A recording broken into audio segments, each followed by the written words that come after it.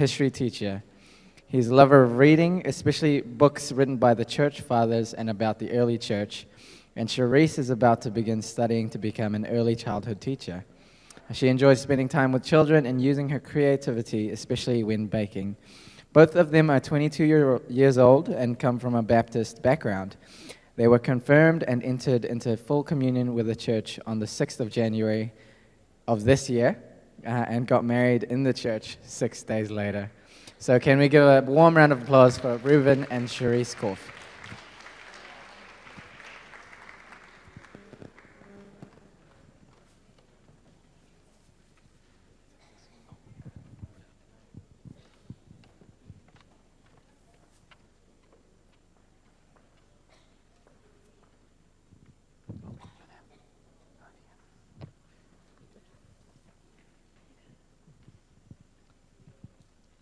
Thank you for your introduction.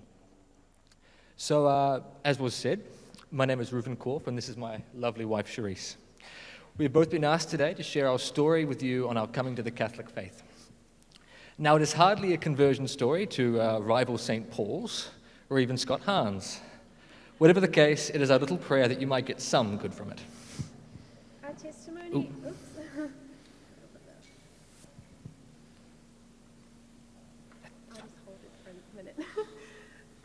Our testimony is unique in that we receive 4 sacraments in 1 week. Oops, I'll change the slide as well. We are very new at this. Let's give that a go. Our testimony is unique in that we receive 4 sacraments in 1 week. In January this year, we had our first confession on the 5th, we got confirmed and had our first communion on the 6th, and we got married on the 12th, so it was an incredibly meaningful time for us. We plan to share with you how we came to this point and share a message that we hope will be helpful. Thank you. It's best for us to start from the very beginning. I, myself, was raised in a Baptist family. All good? Oh, brilliant. And attended Titirangi Baptist Church throughout my upbringing. I always found my congregation a place of good company and community. I was very happy as a Baptist and did not feel as though my beliefs were insufficient or lacking in any way. This is one of the many reasons why my conversion makes no sense without the active grace of God. Both of my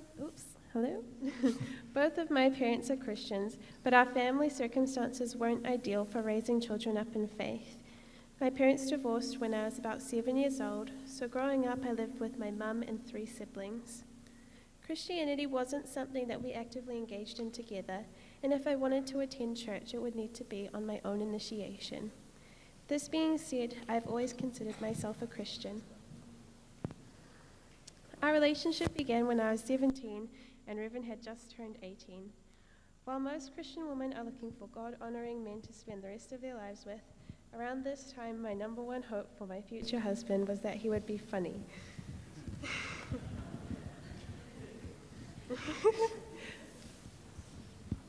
This is a good quality to hope for, though it probably shouldn't have been at the top of the list. In getting together with Reuven, I didn't realize how blessed I would be. I often think about how fortunate I am to have him as the spiritual leader in our family of 2. I could have ended up with anyone, but God put Reuven in my life, and I am so thankful. Not long after our relationship began, Reuven invited me along to his family's home church, which we attended for years. Neither of us ever thought very much about the Catholic faith. As I'm sure is common for many young Protestants, we had inherited a pattern of assumptions about Catholics, such as that they worshipped statues or Our Lady. Furthermore, we knew few Catholics and never ever spoke to them about faith. So how did we come to be where we are? To explain this, I will need to tell my side of the story first. At university in early 2016, I met a good friend in French Genève named Shanna. I discovered early on, spying a rosary bracelet that she wore, that she was Catholic. I'm frankly not sure why this became a point of interest to me. Perhaps I was just happy to find another faithful Christian of any stripe amidst the secular humanism of Auckland University. I got into the habit of asking her questions about her faith and the differences between our 2 traditions. Funnily enough, I found none of her reasoning for the Catholic faith convincing, at least in the sense that I didn't see any reason why my shelves would believe it. But something about our conversations convinced me that at least there was reasoning behind the faith, and did not allow me to think of Catholics anymore as fools who couldn't tell a Bible from a leather-bound dictionary. Perhaps I could not say exactly why Catholics believed what they did, but I realized that they had thought long and hard on it. I could see now this was an essential step in my formation. To jump forward about a year, I'd finally given in and gotten a smartphone. I began to use this to listen to podcasts and audio lectures during my long commutes from my home in Titirangi to Auckland University, a very long way. In particular, I was interested in learning about theology. Through an odd kind of telephone tree of podcasts, certain speakers recommending or referring to other speakers, I came to Catholic apologists such as Patrick Coffin and Scott Hahn. I simply found it hard to find any other podcast on Christianity which I could truly sink my teeth into. Now, in October 2017, I bought a ring for my then-girlfriend, Cherise, and planned to propose the day after my final exam. Saturday, the 18th of November it was.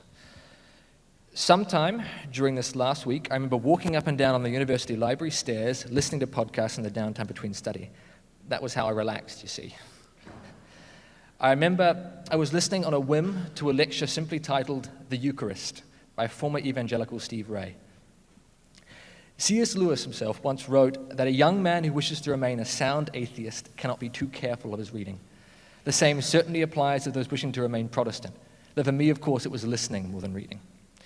By the end of Ray's talk, I remember having two thoughts. One, that I really had no criticisms for any of the man's arguments. Two, that I needed to become Catholic. The stranger part was that the Eucharist wasn't even a topic I cared about. Even so, I felt our Lord tugging deep in my breast, and I wasn't so much of a fool as to refuse him.